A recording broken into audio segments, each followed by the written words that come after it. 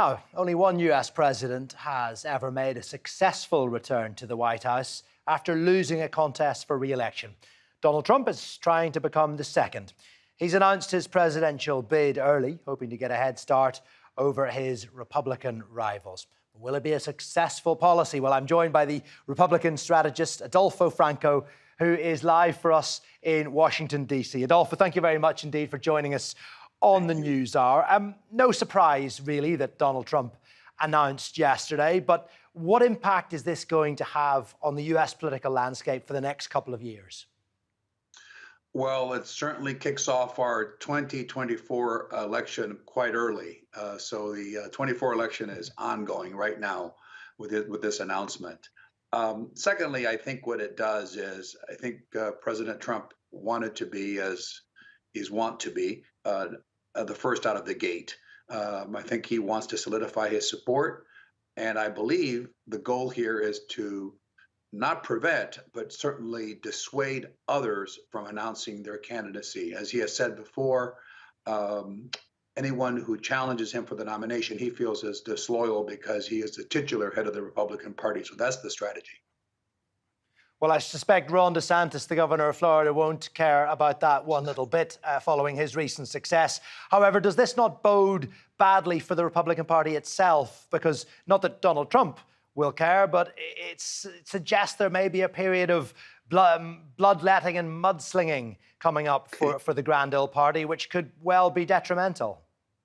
Well, you have to recall that in 2016, we had a lot of candidates running for president, and a lot of what you referred to bloodletting. And Donald Trump, of course, ultimately won the nomination.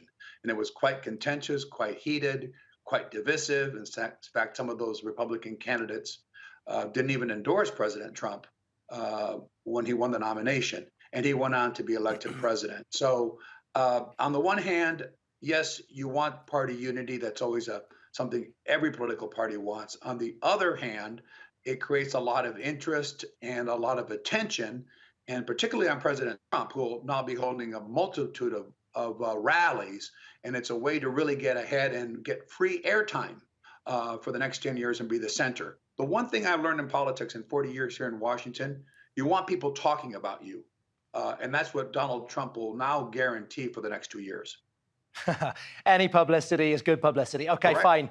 But aside from history being against Donald Trump, what other obstacles stand in his way? Because you look at, let's see, his record in government, his age, his opponents, and indeed the Capitol Hill riots. It does appear that quite a lot of those things may well count against him. Well, and a lot of things will count in his favor. He had a very successful presidency from the standpoint of certainly Republicans, and I think most Americans. I think he's going to ask the question Ronald Reagan asked: were you better off 4 years ago than you are today? And the country has turned economically anyway for the worst in the last 2 years. So he has a pretty good record to run on. However, you're right. There's a record that goes both ways. There are obstacles. You mentioned January 6th. You mentioned some of the ongoing investigations and the like. However, he has overcome so many obstacles, political obstacles, that it would have been the dead end for any conventional politician. It's hard to write his political obituary just because of the midterm elections that didn't go quite as well, although they weren't terrible for Republicans, and Ron DeSantis did very well. So I think it might be premature to write off Donald Trump. He is wildly popular with a base in the Republican Party, and his policies are widely popular, even with his opponents. Yeah, it'll be very interesting to see which way the bookmakers go, because you never write off Donald Trump. Adolfo, we thank you very much indeed for your company on the News Hour. Appreciate that. Thank you so much.